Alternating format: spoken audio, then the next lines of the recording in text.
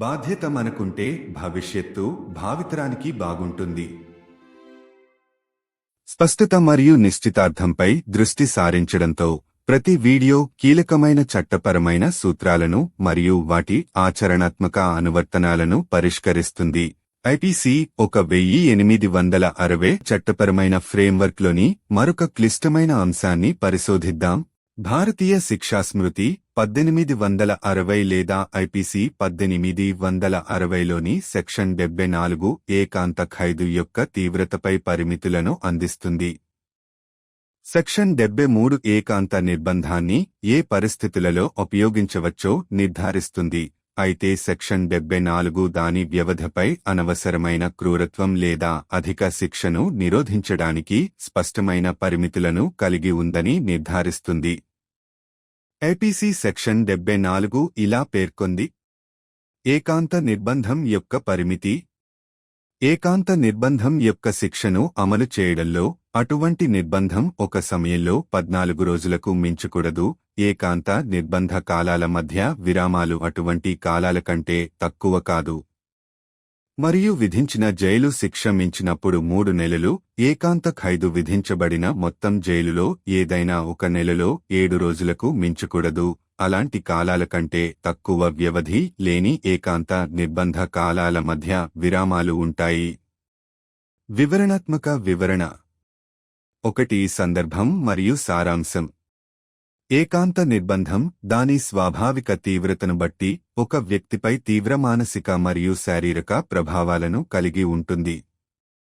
Section 74 ఈ ప్రభావాలను గుర్తిస్తుంది మరియు ఖైదీలు అటువంటి నిర్బంధంలో అనవసరంగా పొడిగించబడకుండా ఉండేలా నిర్మాణాత్మక పరిమితులను నిర్దేశిస్తుంది. 2. నిర్మాణాత్మక పరిమితులు. సెక్షన్ 74 ఖచ్చితంగా 2 ప్రధాన పరిమితులను వివరిస్తుంది. ఏకాంత నిర్బంధం ఒక్కసారిగా 14 రోజులకు మించకూడదు. ఇంకా అలాంటి 2 కాలాల మధ్య ఖైదీకి కొంత విశ్రాంతిని ఇవ్వడానికి కనీసం అదే వ్యవధి 14 రోజులు ఉండాలి. 3 నెలలకు మించిన జైలు శిక్షల కోసం ఏ ఒక్క నెలలో కూడా 7 రోజులకు మించకూడదు. మళ్లీ ఈ కాలాల మధ్య విరామాలు కనీసం నిర్బంధం ఉన్నంతవరకు ఉండాలి. 3. మానవతా ఆందోళనలు. సెక్షన్ 74 వెనుక ఉన్న ప్రాథమిక అంశం మానవతా పరిగణనలలో పాతుకుపోయింది. ఇది ఏకాంత నిర్బంధం వంటి క్రమశిక్షణ చర్యల అవసరాన్ని గుర్తించినప్పటికీ సంభావ్య హానిని కూడా గుర్తించి ఈ నిర్మాణాత్మక పరిమితుల ద్వారా వాటిని తగ్గించడానికి ప్రయత్నిస్తుంది. 4. బ్యాలెన్స్ కొట్టడం. సెక్షన్ 74 ఐపీసీ యొక్క సారాంశాన్ని అందంగా సంగ్రహిస్తుంది. ఇది శిక్ష మరియు మానవత్వం మధ్య సమతుల్యతను సాధించడం. క్రమాన్ని కొనసాగించడానికి కఠినమైన చర్యలు రాష్ట్రం యొక్క పరవేయడం వద్ద ఉన్నప్పటికీ ఈ చర్యలు క్రూరత్వానికి దారితీయని రీతిలో ఉపయోగించబడుతున్నాయని ఇది నిర్ధారిస్తుంది. 5. పునరావాసంపై దృష్టి. ఖైదీలను దీర్ఘకాలం పాటు ఏకాంత నిర్బంధంలో ఉంచకుండా చూసుకోవడం ద్వారా సెక్షన్ 74 పునరావాస సూత్రం వైపు మొగ్గు చూపుతుంది. నిర్బంధ కాలాల మధ్య విరామాలు ఖైదీలకు ప్రతిబింబించే, కోరుకునే మరియు పునరావాసం కల్పించే అవకాశాన్ని అందించే సాధనంగా చూడవచ్చు. 6. విస్తృత సూత్రాలను ప్రతిబింబించడం. ఈ విభాగంలో ఏర్పాటు చేయబడిన పరిమితులు ప్రపంచ మానవ హక్కులు మరియు నేర న్యాయశాస్త్ర ప్రమాణాలలో విస్తృత సూత్రాలతో ప్రతిధ్వనిస్తాయి. ఎక్కువ కాలం ఏకాంత నిర్బంధంలో ఉంచడం క్రూరమైన లేదా అమానవీయమైన చికిత్సగా పరిగణించబడుతుంది. ఈ విధంగా సెక్షన్ 74 ఈ అంతర్జాతీయ నిబంధనలతో ఐపీసీ యొక్క అమరికను నిర్ధారిస్తుంది. 7. న్యాయపరమైన పర్యవేక్షణ మరియు విచక్షణ. విభాగం స్పష్టమైన మార్గదర్శకాలను అందించినప్పటికీ ఏకాంత నిర్బంధాన్ని విధించడం మరియు అమలు చేయడం కూడా న్యాయపరమైన విచక్షణ మరియు పర్యవేక్షణను కలిగి ఉంటుంది. అనుచిత క్రూరత్వాన్ని నిరోధించడానికి నిబంధన యొక్క స్ఫూర్తి స్థిరంగా సమర్థించబడుతుందని ఇది నిర్ధారిస్తుంది. 8. కారుణ్య న్యాయ వ్యవస్థ. సెక్షన్ 74 భారత న్యాయ వ్యవస్థలో అంతర్లీనంగా ఉన్న కరుణకు నిదర్శనం. నేరాలకు పాల్పడి సమాజానికి రుణం తీర్చుకుంటున్న వారిని కూడా ప్రాథమిక స్థాయిలో మానవత్వంతో గౌరవంగా చూడాలని గుర్తించింది. ముగింపు.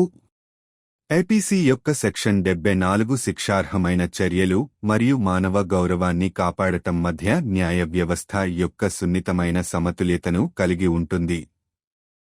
ఏకాంత నిర్బంధాన్ని ఉపయోగించడంపై స్పష్టమైన మానవీయ పరిమితులను ఏర్పరచడం ద్వారా న్యాయాన్ని కరుణ మరియు న్యాయబద్ధతతో నిర్ధారించడంలో భారతీయ న్యాయ వ్యవస్థ యొక్క నిబద్ధతను ఈ విభాగం నొక్కి చెబుతుంది. శిక్ష కొన్ని సందర్భాల్లో అవసరమైనప్పటికీ బుద్ధిహీనమైన క్రూరత్వంగా మారకూడదనే సూత్రాన్ని ఇది బలపరుస్తుంది. అటువంటి నిబంధనల ద్వారా ఐపీసీ కఠినంగా మరియు లోతుగా సానుభూతితో కూడిన న్యాయం యొక్క దృక్పథాన్ని సమర్థిస్తుంది. వారి చర్యలతో సంబంధం లేకుండా ప్రతి వ్యక్తిలో స్వాభావికమైన మానవత్వాన్ని గుర్తిస్తుంది. బాధ్యత మనకుంటే భవిష్యత్తు భావితరానికి బాగుంటుంది.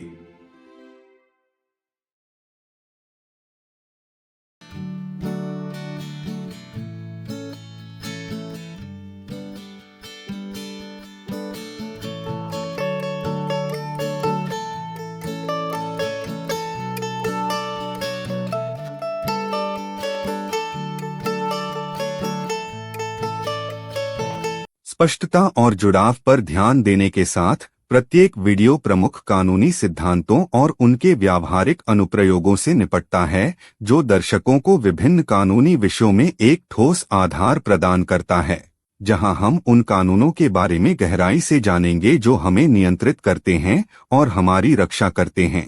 भारतीय दंड संहिता 1860 आईपीसी 1860 की धारा 74 एकांत कारावास की गंभीरता पर सीमाएं प्रदान करती है, जबकि धारा 73 उन परिस्थितियों को निर्धारित करती है जिनके तहत एकांत कारावास नियोजित किया जा सकता है.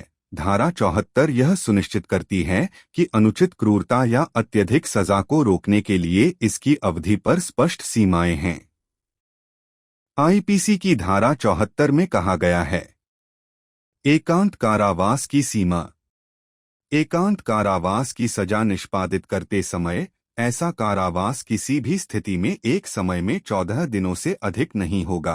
एकांत कारावास की अवधि के बीच अंतराल ऐसी अवधि से कम नहीं होगा. और जब दिया गया कारावास 3 महीने से अधिक होगा तो एकांत कारावास दिए गए पूरे कारावास के किसी भी एक महीने में 7 दिनों से अधिक नहीं होगा. एकांत कारावास की अवधि के बीच अंतराल ऐसी अवधि से कम नहीं होगा. विस्तृत विवरण. एक प्रसंग और सार. एकांत कारावास इसकी अंतर्निहित गंभीरता को देखते हुए किसी व्यक्ति पर गहरा मनोवैज्ञानिक और शारीरिक प्रभाव डाल सकता है. धारा 74 इन प्रभावों को स्वीकार करती है और यह सुनिश्चित करने के लिए संरचित सीमाएं निर्धारित करती है कि कैदियों को इस तरह के कारावास की अनुचित विस्तारित अवधि के अधीन नहीं किया जाता है. 2 संरचित सीमाएं. धारा 74 सावधानी पूर्वक 2 मुख्य सीमाओं को रेखांकित करती है.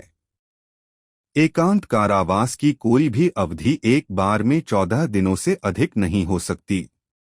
इसके अलावा ऐसी 2 अवधियों के बीच कैदी को कुछ राहत देने के लिए कम से कम समान अवधि 14 दिन का अंतर होना चाहिए. 3 महीने से अधिक की कारावास की सजा के लिए एकांत कारावास किसी भी एक महीने में 7 दिनों से अधिक नहीं हो सकता है. फिर इन अवधियों के बीच का अंतराल कम से कम कारावास जितना लंबा होना चाहिए. 3 मानवीय चिंताएं. धारा 74 के पीछे प्राथमिक जोर मानवीय विचारों में निहित है. हालांकि यह एकांत कारावास जैसी अनुशासनात्मक कार्रवाइयों की आवश्यकता को पहचानता है, यह संभावित नुकसान को भी स्वीकार करता है और इन संरचित सीमाओं के माध्यम से उन्हें कम करने का प्रयास करता है. 4 संतुलन बनाना. धारा 74 आईपीसी के सार को खूबसूरती से दर्शाती है, जो सजा और मानवता के बीच संतुलन बनाना है. यह सुनिश्चित करता है कि व्यवस्था बनाए रखने के लिए राज्य के पास कड़े कदम हैं, लेकिन इन उपायों का इस्तेमाल इस तरह किया जाए कि क्रूरता न हो. 5. पुनर्वास पर जोर। यह सुनिश्चित करके कि कैदियों को लंबी अवधि के लिए एकांत कारावास में नहीं रखा जाता है, धारा 74 पुनर्वास के सिद्धांत की ओर झुकती है। कारावास की अवधि के बीच के अंतराल को कैदियों को प्रतिबिंबित करने, ठीक होने और पुनर्वास का मौका प्रदान करने के साधन के रूप में देखा जा सकता है। 6. व्यापक सिद्धांतों को प्रतिबिंबित करना। इस खंड में स्थापित सीमाएं वैश्विक मानवाधिकारों और आपराधिक न्यायशास्त्र मानकों में व्यापक सिद्धांतों के साथ प्रतिध्वनित होती हैं। एकांत कारावास की विस्तारित अवधि को क्रूर या अमानवीय व्यवहार माना जा सकता है। इस प्रकार धारा 74 इन अंतर्राष्ट्रीय मानदंडों के साथ आईपीसी के संरेखण को सुनिश्चित करती है। 7. न्यायिक निरीक्षण और विवेक। जबकि अनुभाग स्पष्ट दिशानिर्देश प्रदान करता है, एकांत कारावास लगाने और निष्पादित करने में न्यायिक विवेक और निरीक्षण भी शामिल है। यह प्रावधान की भावना को सुनिश्चित करता है। अनुचित क्रूरता को रोकने के लिए लगातार बरकरार रखा गया है। 8. एक अनुकंपा कानूनी प्रणाली। धारा 74 भारतीय कानूनी प्रणाली में निहित करुणा के प्रमाण के रूप में खड़ी है। यह मानता है कि जिन लोगों ने अपराध किया है और समाज को अपना कर्ज चुका रहे हैं, उनके साथ भी बुनियादी स्तर की मानवता और गरिमा के साथ व्यवहार किया जाना चाहिए। निष्कर्ष, आईपीसी की धारा 74 उस नाजुक संतुलन का प्रतीक है जिसे कानूनी प्रणाली दंडात्मक उपायों और मानवीय गरिमा के संरक्षण के बीच बनाए रखने का प्रयास करती है। एकांत कारावास के उपयोग पर स्पष्ट मानवीय सीमाएं निर्धारित करके यह अनुभाग करुणा और निष्पक्षता के साथ न्याय सुनिश्चित करने के लिए भारतीय कानूनी प्रणाली की प्रतिबद्धता को रेखांकित करता है। यह इस सिद्धांत को पुष्ट करता है कि सजा, हालांकि कुछ मामलों में आवश्यक है, कभी भी नासमझ क्रूरता में परिवर्तित नहीं होनी चाहिए। ऐसे प्रावधानों के माध्यम से आईपीसी न्याय की एक ऐसी दृष्टि का समर्थन करता है जो कठोर और गहरी सहानुभूतिपूर्ण दोनों है, जो प्रत्येक व्यक्ति में अंतर्निहित मानवता को पहचानती है, चाहे उनके कार्य कुछ भी हों। यदि हम जिम्मेदार हैं, तो भविष्य आने वाली पीढ़ियों के लिए अच्छा होगा।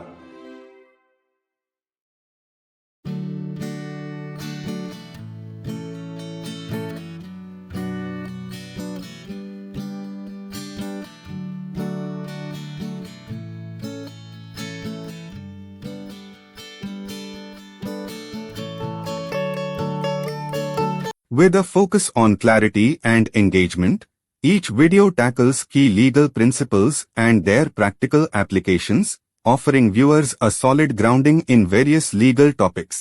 Let's transition into another IPC, where we'll dive deeper into the laws that govern and protect us. Section 74 of the Indian Penal Code, 1860, IPC 1860, provides limitations on the severity of solitary confinement.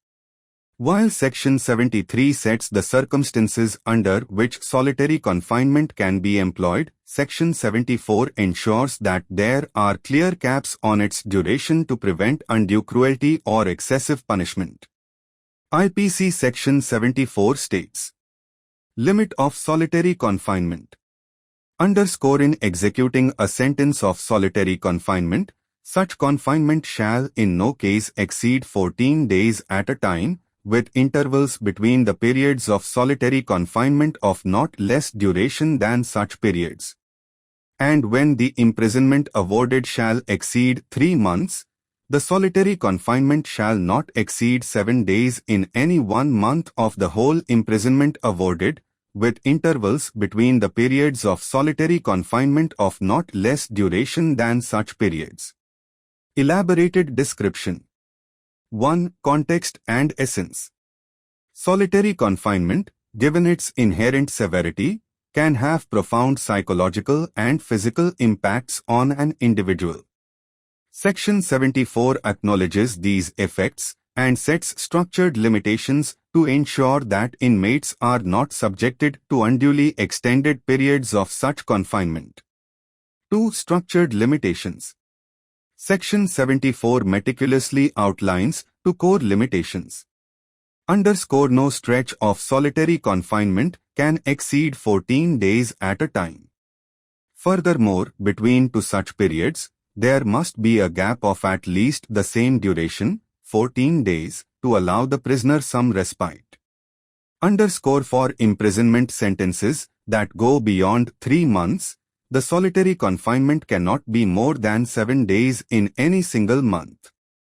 Again, the intervals between these periods must be at least as long as the confinement itself. 3. Humanitarian concerns. The primary thrust behind Section 74 is rooted in humanitarian considerations. While it recognizes the need for disciplinary actions like solitary confinement, it also acknowledges the potential harms and seeks to mitigate them through these structured limitations. 4. Striking a balance. Section 74 beautifully captures the IPC's essence, which is to strike a balance between punishment and humanity. It ensures that while stringent measures are at the state's disposal to maintain order, these measures are used in a manner that does not devolve into cruelty. 5. Emphasis on rehabilitation. By ensuring that inmates are not placed in solitary confinement for protracted periods, Section 74 leans towards the principle of rehabilitation. The breaks between periods of confinement can be seen as a means to provide inmates with a chance to reflect, recover, and rehabilitate. 6. Reflecting broader principles. The limitations established in this section resonate with broader principles in global human rights and criminal jurisprudence standards. Extended periods of solitary confinement can be deemed as cruel or inhumane treatment. Thus, Section 74 ensures the IPC's alignment with these international norms. 7. Judicial oversight and discretion. While the section provides clear guidelines, the imposition and execution of solitary confinement also involve judicial discretion and oversight. This ensures that the spirit of the provision underscore to prevent undue cruelty underscore is upheld consistently. 8. A compassionate legal system. Section 74 stands as a testament to the compassion inherent in the Indian legal system. It recognizes that even those who have committed offenses and are paying their debt to society should be treated with a basic level of humanity and dignity. Conclusion. Section 74 of the IPC embodies the delicate balance the legal system strives to maintain between punitive measures and the preservation of human dignity. By setting clear, humane limits on the use of solitary confinement, the section underscores the Indian legal system's commitment to ensuring justice is meted out with compassion and fairness. It reinforces the principle that punishment, while necessary in some cases, should never devolve into mindless cruelty. Through such provisions, the IPC champions a vision of justice that is both rigorous and deeply empathetic, recognizing the inherent humanity in every individual, regardless of their actions. If we are responsible, the future will be good for the future generations.